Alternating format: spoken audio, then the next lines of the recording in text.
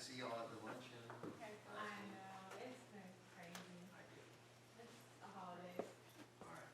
Okay, so, agenda item number 3, we have a conditional use request by Mary Pierce. She's, requesting a conditional use permit to allow the placement of a mobile home in a single-family residential zoning district. The subject property consists of about 3,800 square feet, 0.09 acres, located at 809.5 Nardo Street, which is positioned on the south side of the roadway, approximately halfway between Cherry Street and West Street. The property is currently vacant, and the applicant is requesting to place a new 24 by 44-foot double-wide mobile home on the property, which is intended for her personal use. The subject property is located within an established residential character area on the future development map of the comprehensive plan. The surrounding residential neighborhood is a mixture of site-built and mobile or manufactured homes, about a total of 19 residences along Nardo Street, with 2 of them being mobile homes. So there's a total of 19. You only got about 2 mobile homes on that street. However, both of the homes are located right in front of, across the street from the requested location of the new mobile home. So they're kind of all there together, grouped together, so they're just not sparsed out through the neighborhood. I think what you're looking at on the screen is the 2007 aerial image. Well, those rooftops are no longer there. Yeah. Should be. Not at all. So 809.5, you can see that rooftop, and that's no longer there. That's actually the lot that we're discussing right now.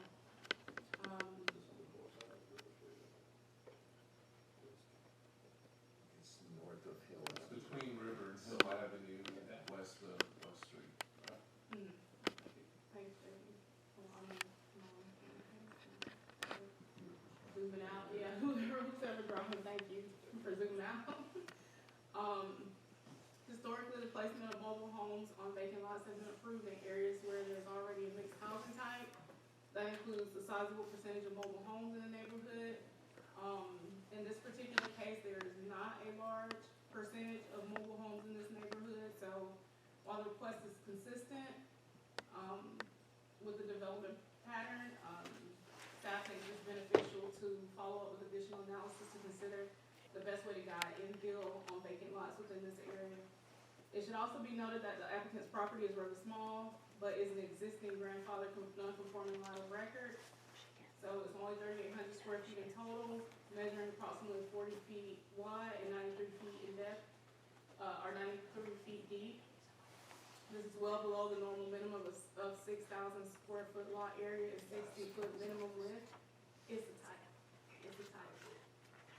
It's gonna be a tight bed, which is what I'm used to. So, yes, if it was any new residents, the requirements, of course, would be on the lot is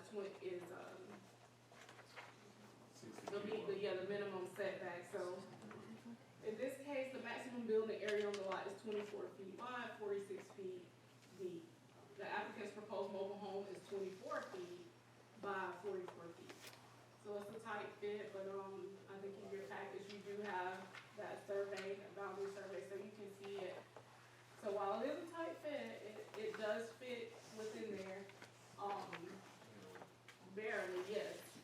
Also, But it meets the setbacks. Yeah, if you look at that site plan, you'll see the setback distances and the dimensions of the buildable area and the proposed home. right, so if you look at, the site plan, you have a copy also of the specific, mobile home model and the elevations.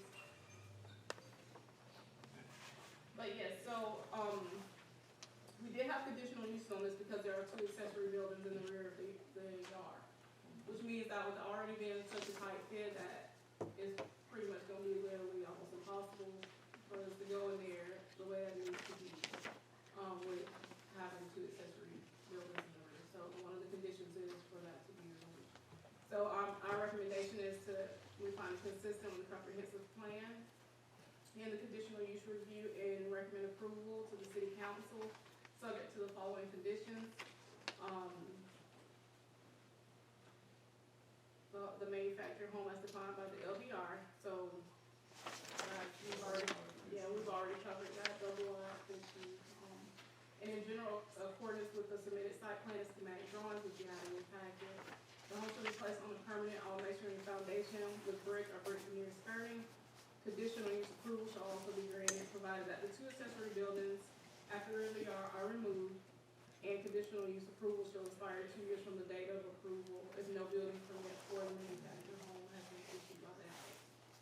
Is there an existing home there now, or is it no? It's not, that was a previous, I think that was, What's on your screen Very- now yeah, shows the that vacant lot yeah, that's current. where the home used to be. I think it My burned. screen's off there.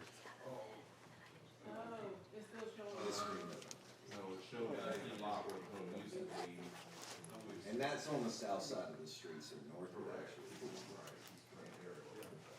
You said she did a survey, She does, it's in your packet, Survey and site plan yeah, are the survey same and drawing, site. and if you look at the numbers, it's a tight fit. The zoning requires an 8-foot side yard setback, and it is splitting the difference with 8.4 feet on either side. .4 translates to about 5 3 inches. inches or something. Right, yeah, so I mean, it's, And with the accessory buildings, mathematically, they will not fit in the That's puzzle. Accessory buildings are required to be 10 feet wanna away say from the those lots? property line, 15 feet away from the dwelling. That's 25 feet. Without even measurement of the building, the backyard's only 20 feet deep. yeah, so she only got about 20, yeah, 28. In other words, they won't fit. So I know that we have approved one of these recently, and, you know, the city talks about revitalization and things of that nature. Are we worried that if we start putting mobile homes in this neighborhood, that that's what the neighborhood is gonna go to and be just a mobile home? Right, You are worried if there weren't two across the street, and they are non-conforming mobile homes, they do not meet the current standards. So what the applicant is proposing, as you see in the schematics, is an upgrade to what's already there. And the parcel itself is very constrained by setbacks or any type of structure. They're non-conforming because they're single wides? Their single wides, correct, is the main issue. They don't have the underpinning, they don't have the overhang roof, a lot of the other things that are required. All the requirements for the LDR are in the package. But these have been here a long time, and they don't meet current standards. If there was only one, we would probably think a little differently because of the general pattern of the area, but there are only 2 mobile homes in the neighborhood, and they're both right here. Sure. If the lot were large enough to hold a conventional house and driveway more easily, we would think differently. It's a pretty small lot. And It this- is, but it's non-conforming and grandfathered in. And it's gonna be in there lengthwise. Yes, turn long ways, like you see in the packet, with the front door Yeah, on front the end door of on it. the end of it, Okay. facing the road. It's a custom-built mobile home that barely fits only that way Sure. on this lot. Yeah. is the home next to it, is that, vacant?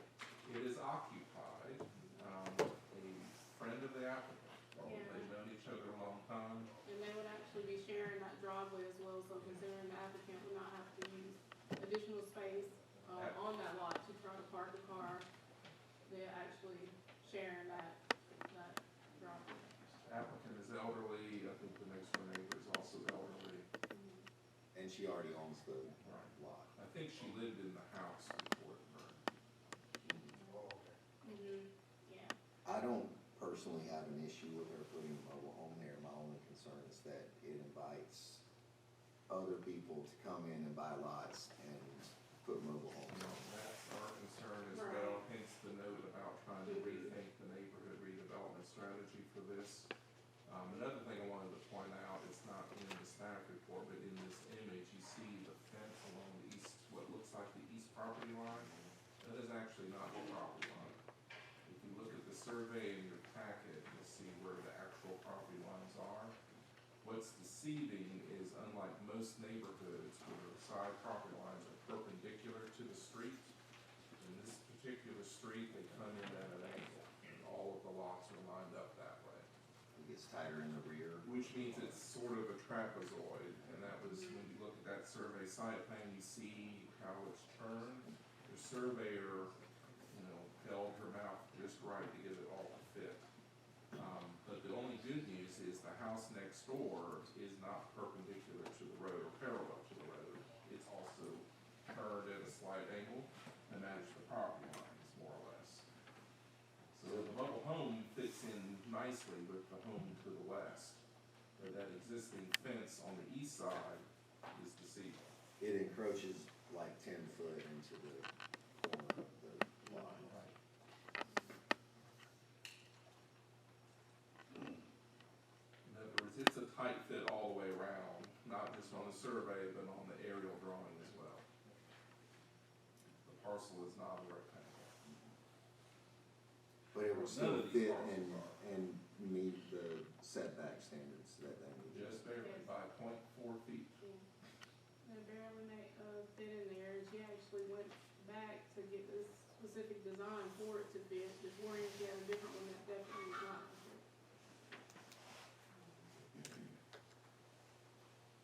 Any further questions for staff? Matt, we will, one of the conditions is, it will be placed on a all masonry, foundation, correct? Correct. Which is what we have routinely been requiring with recommended approval of homes. So those others are not, you said, well, you said non-conforming. They were placed there before these standards came along. Somebody don't understand, I think we, anyway, it's gonna impact those. What are the, Mobile home park.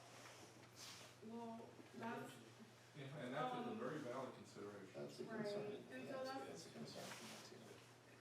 right, so that's why within the report, staff did recommend, that it would be good for a follow-up additional analysis to consider the best way to guide infill of vacant lots in this area, because there are a number of vacant lots already in the area.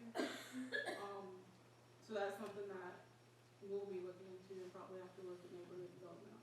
It's not something that can really be undone once Right. it's done, and then it invites other people to do the same in the same neighborhood.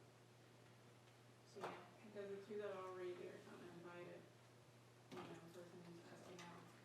okay, I think we can move on now. To BH 12513. All right, Lowndes